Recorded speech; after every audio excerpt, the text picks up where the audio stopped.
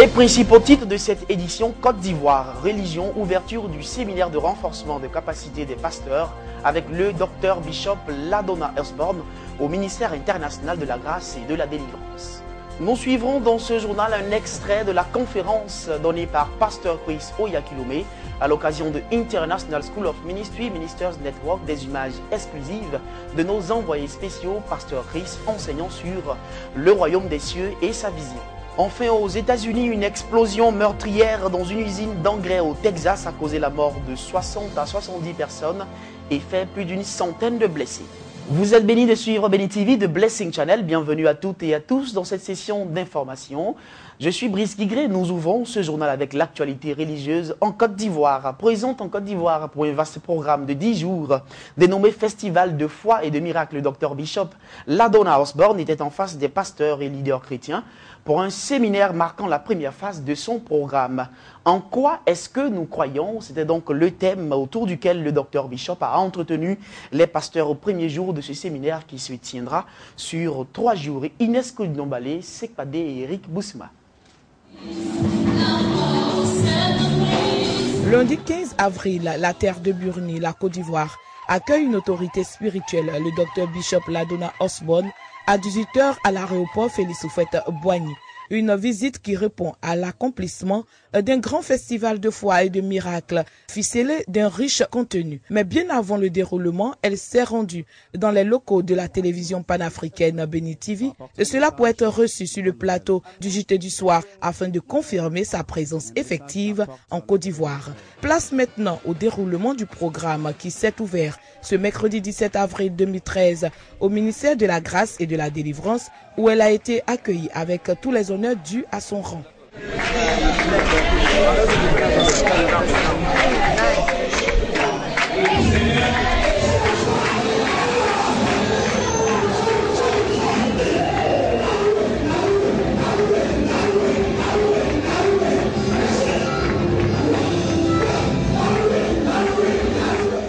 Un programme qui a démarré par le séminaire de formation des femmes et hommes et serviteurs de Dieu. Ils sont venus très nombreux à telle enseigne que l'église du ministère international de la grâce et de la délivrance, MIGD, a refusé du monde. À l'ouverture de ce bal spirituel d'enseignement, le président de la FESI, Fédération des églises de Côte d'Ivoire, le docteur Nelbien, a demandé à l'auditoire de sortir des préjugés et d'être unis afin que l'esprit du vrai disciple soit effectif par le pardon quotidien, l'amour de ses ennemis pour répondre aux exigences de la communauté spirituelle. Passons maintenant à la formation. En quoi est-ce que nous croyons?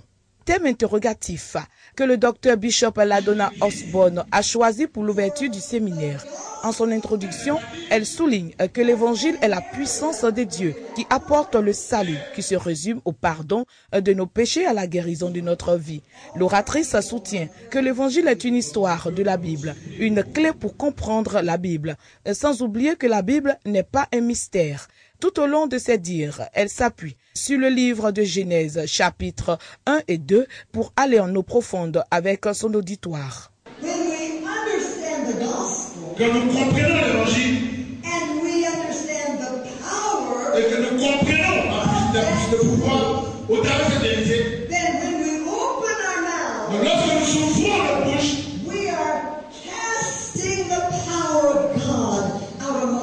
nous libérons donc la puissance de Dieu au milieu du peuple. Nous, la personne de Dieu qui nous rend donc riches.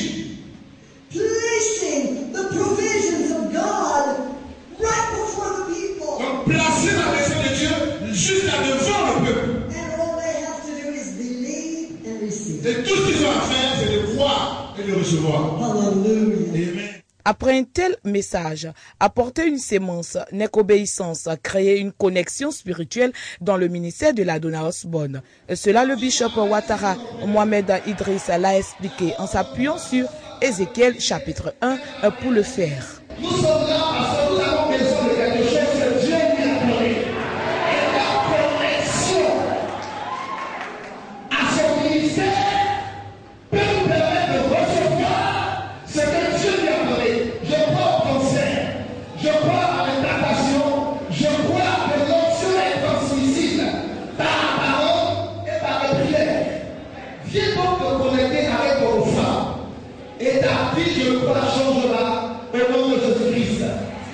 que ce premier jour de séminaire était riche en couleurs.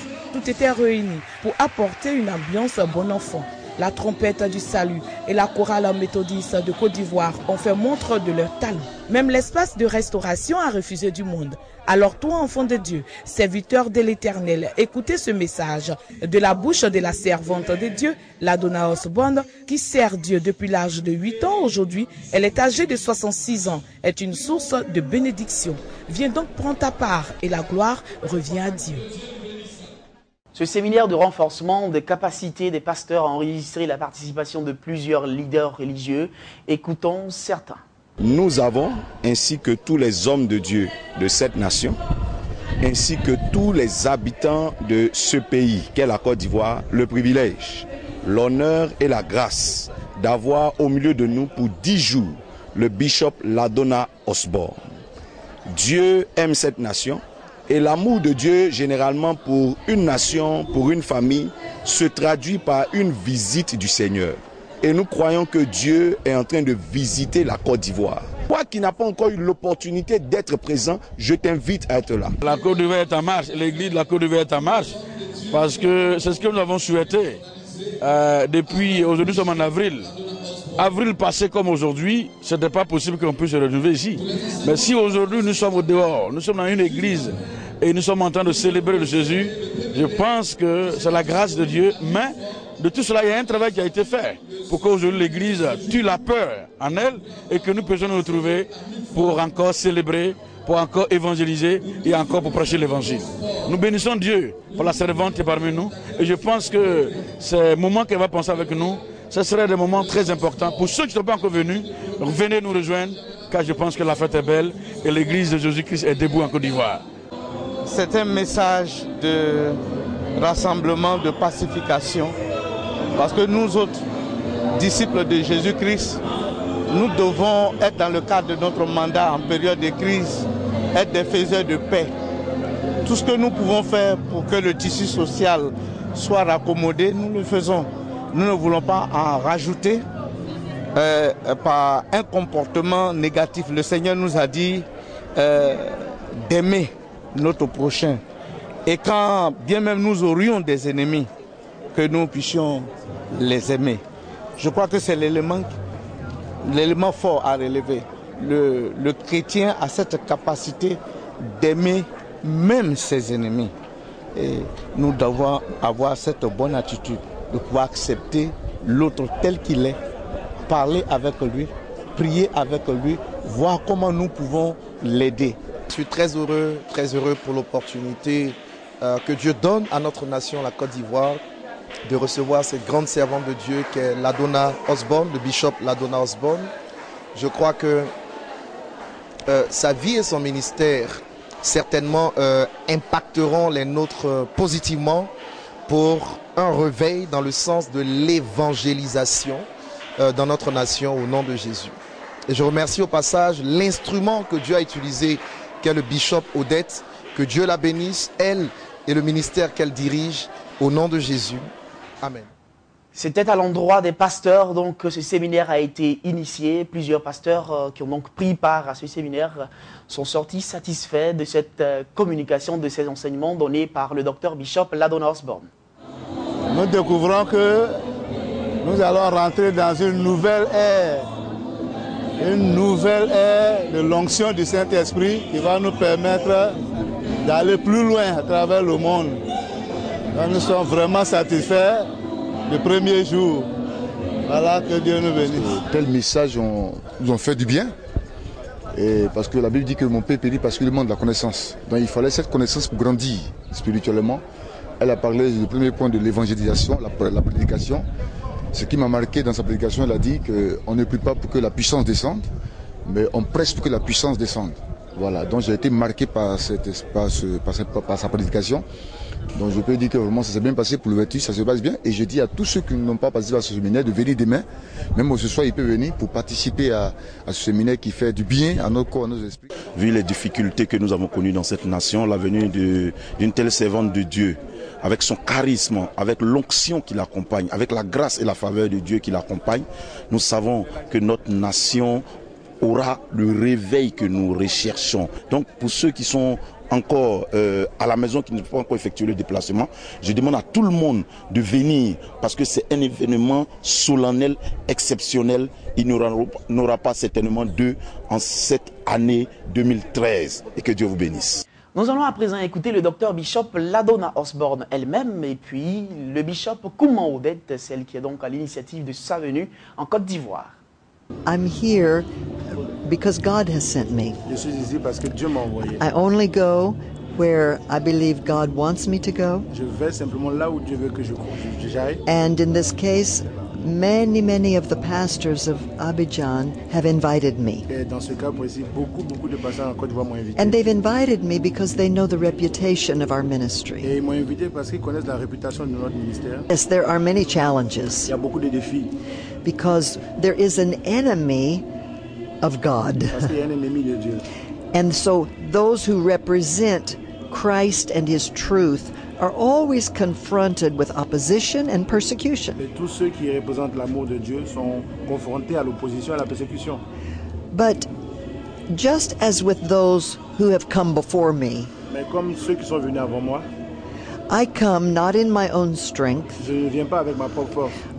I face every obstacle not in my own power. Je fais face à tous ces obstacles pas avec mon pouvoir. I just trust the Lord. Mais je fais seulement confiance au My Seigneur. faith is in Him, Ma foi est en lui, not in my ability, pas en mon habilité, not in my pas en ma personality, personnalité, not in my family name, pas dans le nom de ma famille, not in the people who I associate with. même pas avec ceux avec qui je suis associé. No. Non, My confidence Ma confiance is in the one who has sent mais me. dans celui qui m'a envoyé. And so I face those Donc je difficulties fais face à ces difficultés with total dependence on Him. avec une totale dépendance en Jésus. I'm an ordinary Je person. suis une personne ordinaire.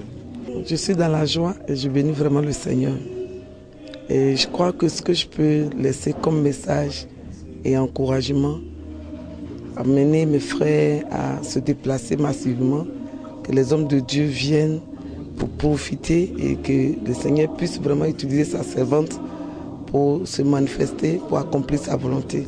Intéressons-nous à présent à l'actualité en Afrique du Sud avec International School of Ministry Ministers Network avec le pasteur Chris Oyakilome.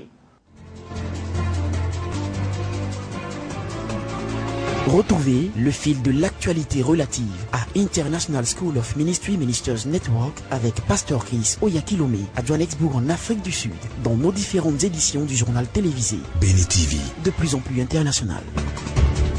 Béni TV, The Blessing Channel. Nous allons à présent écouter un extrait d'une conférence donnée par Pasteur Chris Oyakilome à International School of Ministry Ministers Network, des images exclusives de nos envoyés spéciaux Jean-Louis Mans et Massita Jerry Prince, le pasteur Chris, enseignant sur le royaume des cieux et sa vision. Sur la terre, avec Jésus à sa tête. L'œuvre que Jésus est venu commencer ici, sur la terre, c'est bien ça qu'il appelait le royaume des cieux, quand vous étudiez les évangiles. Donc nous faisons partir de ce royaume des cieux. C'est bien ça que Jésus donnera à Dieu le Père. À la fin de toute chose, la Bible dit qu'il donnera le royaume à Dieu. Il s'agit du royaume des cieux, dont Jésus est la tête. Il a commencé ici. Et nous y faisons partie. Nous sommes ceux qui l'étendent. Nous sommes ceux qui étendent le royaume des cieux dans toutes les nations. C'est notre travail, notre responsabilité de transporter ce royaume des cieux dans toutes les nations, tous les pays, dans toutes les cités, toutes les villes, tous les villages, toutes les familles.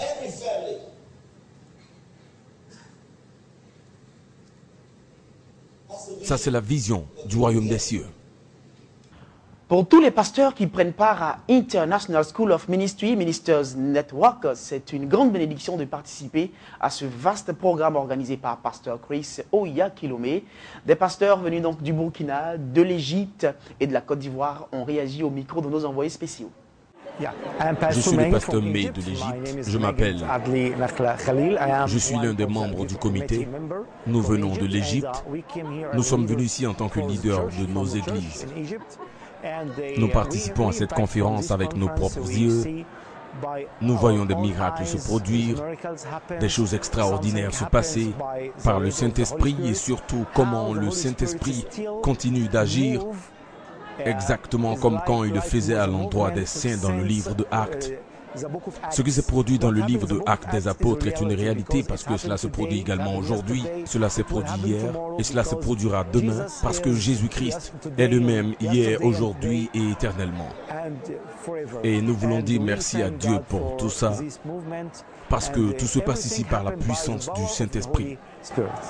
Évangéliste Pauline Chevalier, je viens du Burkina Faso, je suis de l'église du Centre international d'évangélisation. Mon père spirituel, c'est Papa Karambiri. Je suis venue à cette conférence avec Maman Karambiri. Et vraiment, nous bénissons le Seigneur pour l'opportunité que nous avons eue de venir à cette conférence. Notre papa nous a autorisés à venir et nous voulons rendre grâce à Dieu pour cela. Nous sommes venus depuis qu'on est arrivé. Vraiment, on voit la parole de Dieu en action ici, au sein de Christ Embassy. J'ai connu ce ministère depuis 2005 à travers les Rhapsodies de réalité avec un de leurs pasteurs. Et aujourd'hui, je suis là, j'ai vu vraiment la parole de Dieu agir aussi bien hier avec le Healing School. Aujourd'hui encore, l'ouverture de cette conférence, le message qui a été donné m'a vraiment touché et ce qui m'a vraiment touché, je retiens que nous sommes tous responsables du salut de ceux qui ne connaissent pas Christ. Nous sommes responsables et il a dit de nous engager. Nous devons nous engager réellement, que sinon quand Christ va venir, tout ce qu'on a fait qui n'est pas utile, qui n'a pas été pour le royaume, c'est nul.